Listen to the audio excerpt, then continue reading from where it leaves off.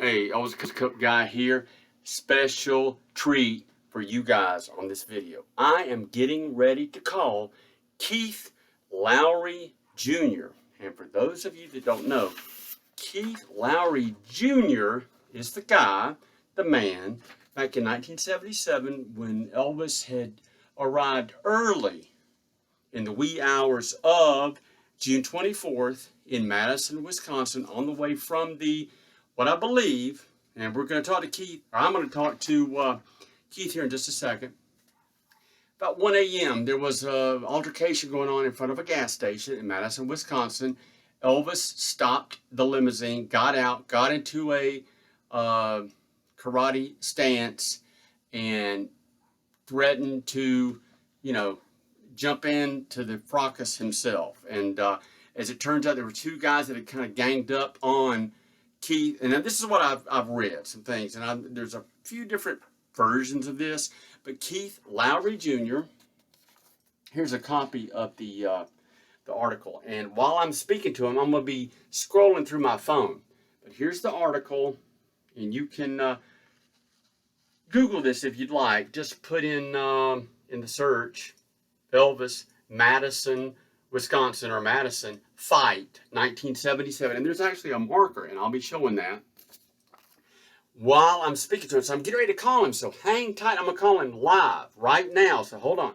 But there's the article, and like I said, you can go online and read this, or you can freeze frame this and read about it. And here is how Keith Lowry Jr. looked back in 1977 when he was 17 years old, and when he got in that kind of a 2-on-1 altercation with two guys that kind of jumped him at his dad's service station or gas station. So I am getting ready to call Keith Lowry Jr. right now. This is live. I've never spoken to him, so here we go. I got the number right here, and I'm a one-man show here, so I just hope this goes right, and I hope he answers the phone. So here we go. All right, area code. All right, almost there. Stay tuned. This is going to be good. I hope. Okay. I've got to hold the phone up here so you can hear it. Hello? Yeah, is this Mr. Lowry?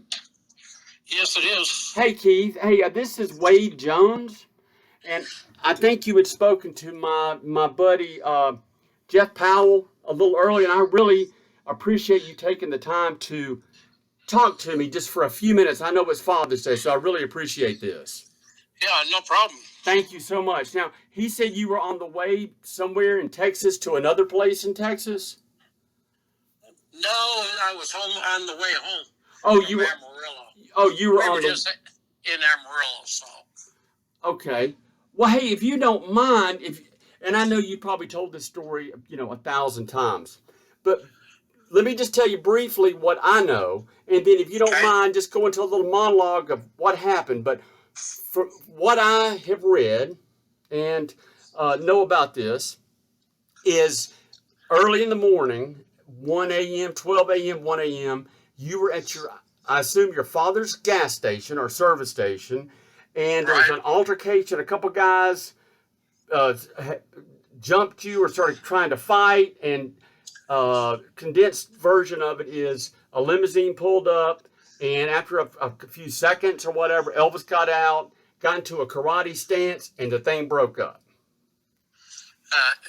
Basically, but he didn't. He got out and did a karate kick in the air. He did. Okay, a karate kick. Yeah. So, and he told him, he said, "I'll take you boys on." So, and when those guys were kind of pushing on me and stuff, and they had the road, and when he pulled up, he got out of the and did a karate kick in the air, and he said, "I'll take you boys on." And I said, what I said was Elvis, and then he said, I'll take you boys on. And they said, "Yeah, right, They didn't believe me, and they turned around, and it was Elvis, and they jumped in their car and took off. Really? Now, did you know at right that moment that it was Elvis? Oh yeah. You can, there's no mistake in that. It was, he got all that limousine. That hair was just so black, and he had the blue jumpsuit on with that white stripe on it. The one he likes to wear. Right. And I knew immediately it was him. Wow. So let me ask you this real quick, if you don't mind. So he had gotten there early in the morning, like 1 a.m., 12 a.m., and he was coming from the airport to go stay somewhere, and he was on the way to the hotel, and he performed later that night. It was early morning, and then he performed in Madison, Wisconsin. Is that correct? Yeah, that's correct. Okay. I did not attend that concert, but, I really didn't know that he was in town to do a concert. I didn't even know he was coming. Right. So how long do you think he'd been sitting there trying to figure out what was going on before he decided to jump out and act? I really don't know.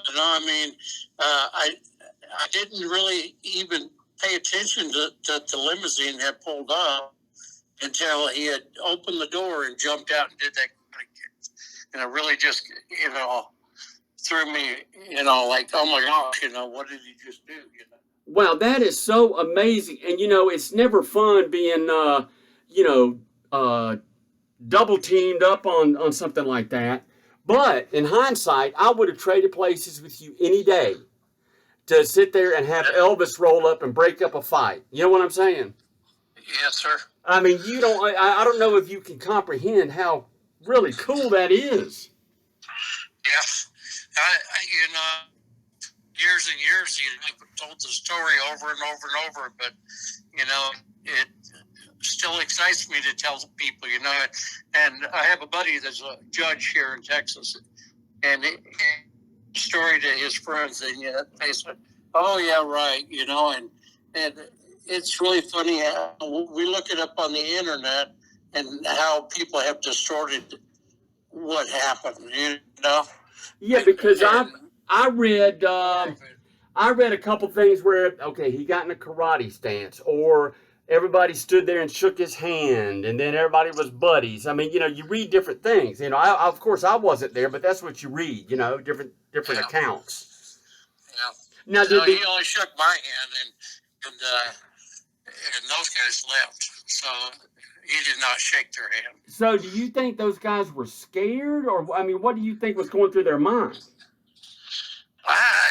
Maybe, I don't know. Maybe they would get in trouble. I don't know what they were really thinking.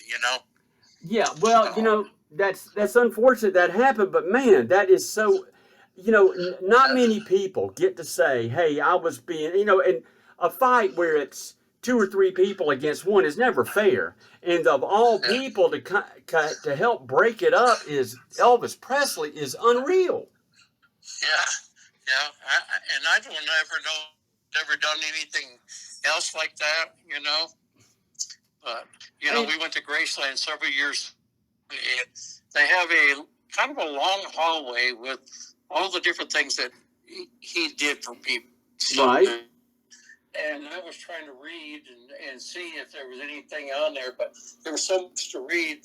I didn't see anything, I'm not saying it wasn't there, but it could have been. Yeah.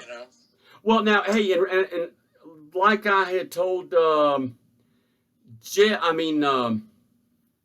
Powell to tell you, I'm not going to keep you on here long. I know you probably have family or things you're doing, but so that where this took place, I guess the service station, the gas station is gone. There's a plaque there, but I think people keep messing with it or defacing it or taking the plaque from it or something like that.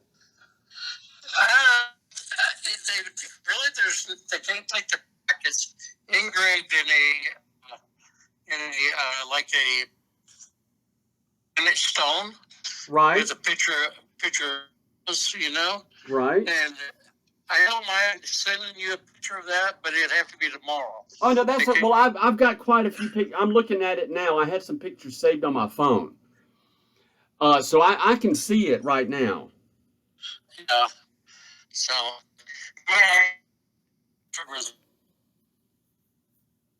Can you still hear me? It was breaking up a little bit. I'm sorry.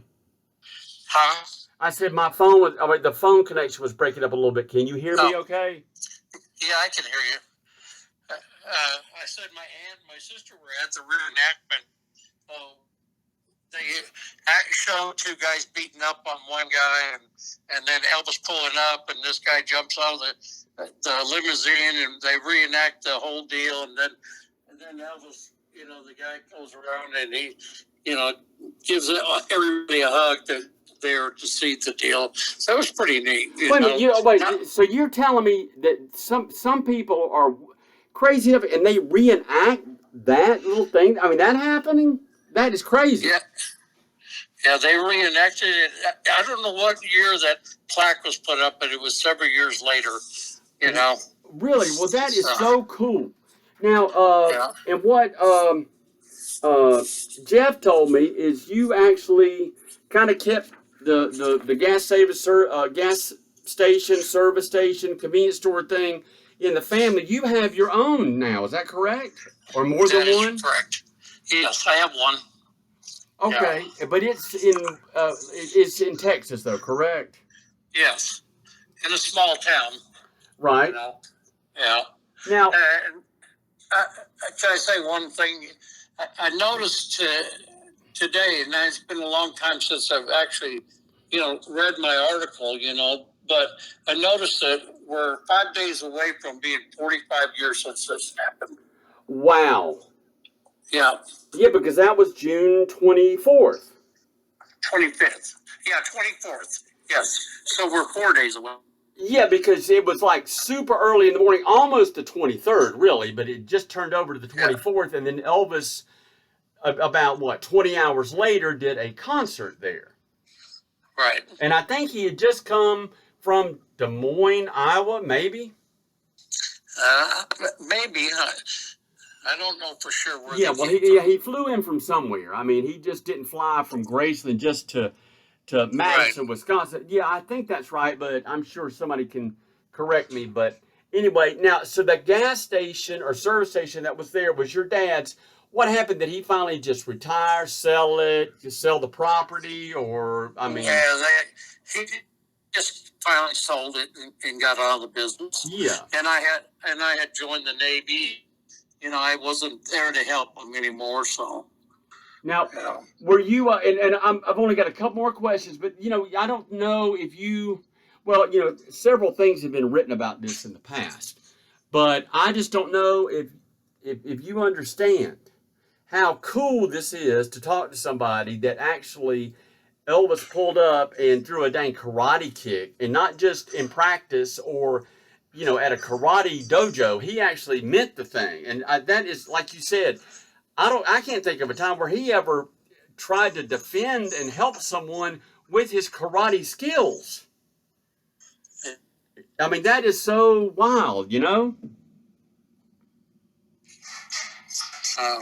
Yeah, well, I really appreciate you doing this. And in fact, I'm looking at my phone now, and I see a picture of Elvis in Madison that night. Later, 20 hours later in Madison, he wore the sundial suit. But were you a big Elvis fan before this happened? No, not big until this happened. Then I seemed like every time I seen something Elvis had, Now, well, let me ask you. Okay, then this is just kind of not off the subject, but kind of different. How often do you tell, or do people ask you about this? Is it pretty often still? Pretty often. Probably, I don't know, 5 or 6 times a month. Really? Yeah, because my customers will tell somebody, and then somebody will call me and say, "Is this a true story?" Wow. So. Wow. Well, I really appreciate so much. Oh, and I appreciate you talking to me, and I appreciate you talking to my buddy, the guy that helps me out and arranges this interview, Jeff Powell, and that's with 2 L's. Not that that matters to you, but I appreciate, you just getting on the phone and talking to a total stranger. But I guess being in the service station, convenience store, gas station, you talk to strangers all the time. But Yeah. Yeah. But and I got the picture that you sent him of you now. Yes, sir. And I tell you what, you look just as good as you did back then in 19. This other picture of you from the day. I mean, you held up well. So good thing Elvis stopped that fight, and you didn't get any stitches on above your eye or anything. So good job there. Right. Thanks. I appreciate that. No, but really, this is for being interested in it. Because one day, I don't know, maybe people forget who Elvis was, and Elvis was an icon, for the whole United States. But hey, and I just thought of this, and I'm no brilliant thinker, but it would be like somebody in the day having Leonardo da Vinci draw him a little drawing on a napkin. I mean, that was a brush with maybe the biggest pop cultural icon in the last 400 years. Yes, sir. I believe that too. I mean, I'm not joking around or trying to pump this up. I mean, I'm being for real. Yes, sir. And Elvis was known for a few things, but one of the major things he was known for was his karate. And my gosh, Elvis sit there and threw a karate kick, helping, and it worked. What's amazing is he would be dead, 6 weeks later? And there he was throwing karate kicks, helping you out. And it worked. Yes, sir. Isn't that wild? But anyway, well, look, I want to thank you so much for talking to me. If you can just hang tight for 1 second, I'm going to get this phone off of speakerphone. Can you hold with me just 1 more second? Yep. All right, hold on. Sorry about that. Give me 1 second here. I'm going to be right back with you. I'm going to switch the phone over. Okay. All right, so what I did just there is I put him on mute. That was Jeff Lowry, the guy that 2 guys jumped and had an altercation with. Elvis got out of the limo. Hold up. Elvis got out of the limo 6 weeks before he died and helped this guy out, and the guys took off. Wow, I really appreciate it. Thank you, Jeff Powell from Detroit. That's Powell with 2 L's. Thank you, Keith Lowry Jr., and I've got to get back with him. I've got him on mute on the phone, so I got to go back. This is the Elvis Cup Guy. Please subscribe. Please hit notification bell. You will be notified when I put on new videos, and I am out of here.